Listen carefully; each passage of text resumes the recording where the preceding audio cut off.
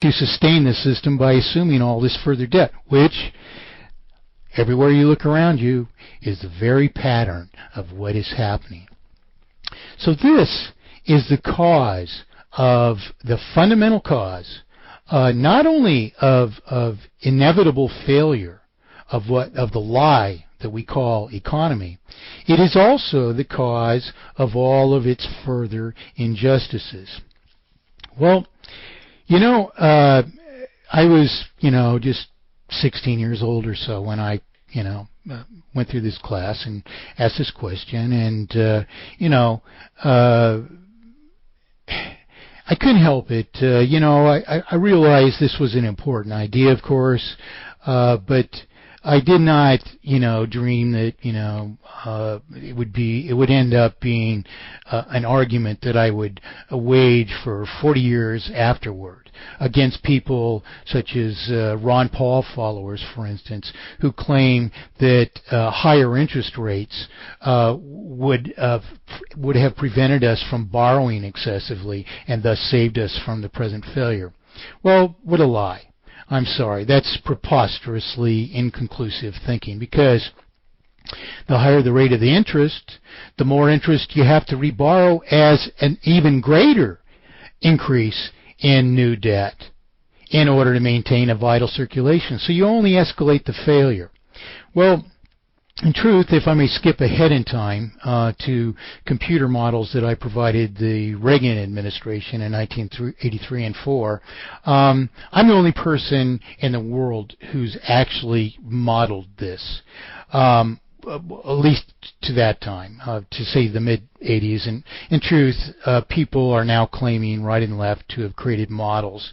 But yet, these people, and we'll get to them later in the show here, I'm going to actually play some quotes of Bill Stills and Ellen Hodgson Brown in which they claim to have created some models. And we'll look at whether or not, that's even believable. Have they created software which actually models this and determines the outcome, for instance, or not? The models that I provided the Reagan administration actually all they do is reborrow the interest and principal that we have to reborrow to maintain a vital circulation, accumulating an ever greater sum of debt at an ever escalating rate until the entire circulation is dedicated to servicing debt, leaving nothing whatsoever to sustain the industry, which is obligated to continue servicing the debt, and so the industry fails, is dispossessed. And this comes right back to what was being discussed earlier in these shows. Money isn't real? Well, no. What is money? If there was a right kind of money, and there is a right kind of money, and we're about to discuss it, then we would sustain our industry. But the kind of money which has been imposed upon us, and the very reason there hasn't ever been a true favorable principle ever raised in its defense or justification, is the fact that this is not an economy at all. It is in fact terminal. It is a means of exploitation. It is not an economy. It can only impose ever greater escalations of entirely redundant artificial cost upon us. Now, so this comes back to this fellow this morning was explaining how he had written a book and he was raised these issues in court. Well, this is happening actually all across the world, that people we're still suffering 10,000 homes going into foreclosure a day in the United States alone. And people are finding that in all the further fraudulent activity that surrounds this lie of economy, that their mortgages have been sold, and they've been sold again, and they've been sold again, and they've been sold again. And in the transfer of all the title of all these things, the actual paper that their mortgages were originally agreed to upon has disappeared. The people who own it now never took title of the paperwork. Well, is this our best defense then? Or is it our defense that, first of all, we don't even owe the banks the principal, and I will prove this to you. Secondly, they unjustly impose interest upon us. And thirdly, then they are causing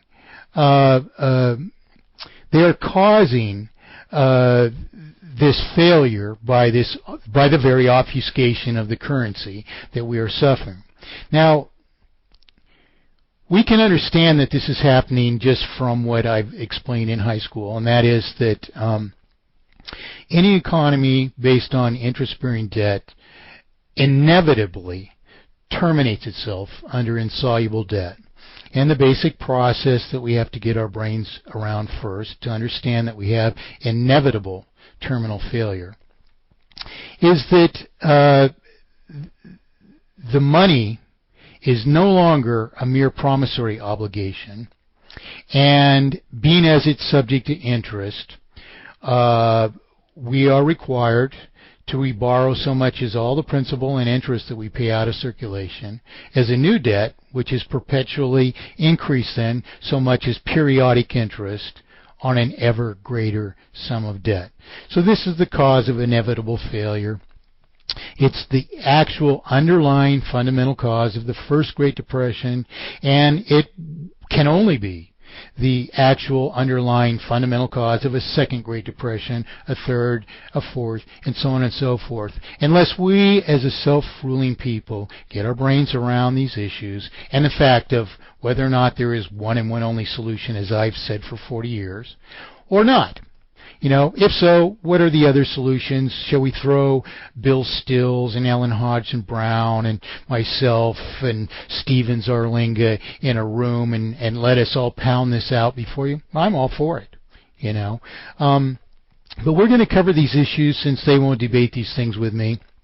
We're going to cover these issues now, and hopefully in just one program here we can cover them well enough that from this one program you could actually see exactly what we have to do as a people. So where are we going with this? If we relate to this mortgage issue, for instance, what would your real argument be? Your real argument would be that the conditions under which you are suffering your own personal failure are manifestations of an unjust obfuscation of the currency, which no one in the world has actually agreed to. In fact, the people that advocate it deny that it even has the only consequence that it can have. You see? So that argument is based on lies, and we can easily expose any of those lies, because all that they are is someone comes out and says, well, you know, this is the reason that we have interest, or this is the reason that we have to increase interest, and this is the reasons we used to increase interest, but now we realize we have to reduce interest. You know, they contradict themselves, you know, and none of the arguments are conclusive. So that's just part of what we would offer to a judge in defense of keeping our property. Unfortunately, I can't give you the rest of that answer until the end of the show. Why? Because you would have no means whatsoever to understand it until you understand the obfuscation of the currency. And this is why it's so important for us to understand, not that these people have plagiarized my work for 10, 20, 30 years. That's not what's important to you. What's important to you is why they would have done that, how phony their reasons are, and that those reasons don't lead to solution at all. In other words, Ron Paul wants to increase interest rates. We've already discussed why that can't serve you. He said that he wants to return to a gold standard. That would so limit the circulation that there was no way that we could continue to service our existing debts. What about resolving our debts? You see, how can a gold standard, which is finite, a finite amount of reserves of gold, how can that sustain relatively unlimited, relatively infinite, you know, industry and commerce? It can't. Nor can it maintain a perpetual one-to-one-to-one relationship between remaining value of represented property, circulation, and remaining obligation, which are the only tools to maintain the value or integrity of a currency across the lifespan of every unit of the currency.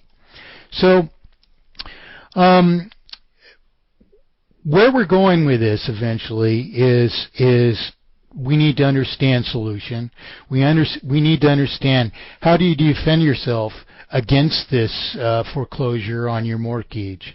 How do you, in fact, revert your debt to an actual debt? What is this fellow Mike Montagne, talking about, that he's advocating eradication of interest?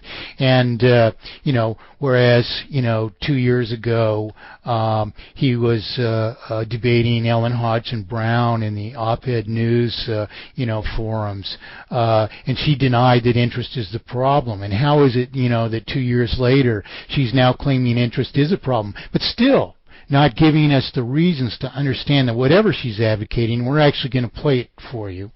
Whatever she's advocating is actually solution.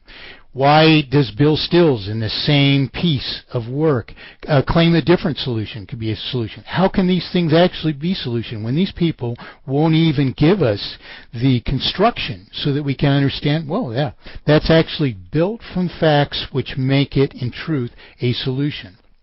Well, so what we really need to understand, first of all, because probably many of us already have a question, well, if this guy is advocating eradication of interest, how is it that anyone is ever going to loan us money if it isn't subject to interest? Well, this whole idea that they're loaning you money is wrong. You're not borrowing money into circulation at all. How do we understand that? Well, in order to understand that, we have to examine what is a promissory obligation. Now, all the money that we use practically is in the form of promissory notes. So they actually involve a promissory obligation. And a promissory obligation isn't just nothing. It isn't something which is unreal. It is real. But what is it really?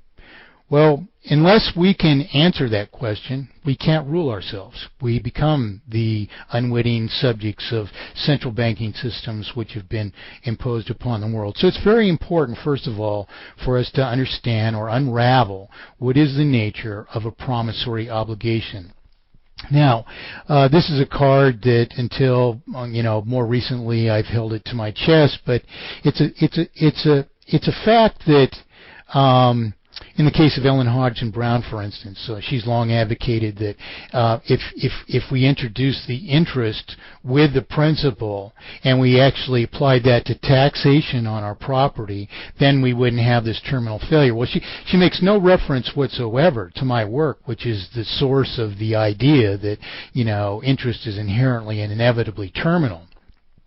But yet she claims to justify her idea of solution by just casually stating that we could just introduce the interest with the principal. Well, the fact of the matter is, no one in their right mind would ever even suggest that if the natural course of developing a solution actually involves first identifying the fact that interest isn't justified at all. Okay? And that is the natural course of developing a solution. And so I'll explain that now. What is a promissory obligation? If we go back to colonial times, and a lot of the misconceptions that people like Ellen Hodgson Brown have are derived from a story that I've had online since the early 80s, but actually originally published in 1979. It's called Parable of Perfect Economy. And what they didn't realize, Jacques Jaquerin plagiarized this Parable of Perfect Economy from the first page of his so-called debt virus book. What they didn't realize, and Jaquerin actually read it at the time, I since removed the explanation, is more or less a trap for plagiarists. But what they didn't realize is that academia had called me out a long time ago, in the mid-1970s, that this story that I actually retold was not true. It never happened. That Benjamin Franklin was never sent to England for the purposes that he was. And that nor did he, make the statements that he'd made and or give the telling of prosperity in the American colonies as this story had originally been given to me. And what happened was I had been using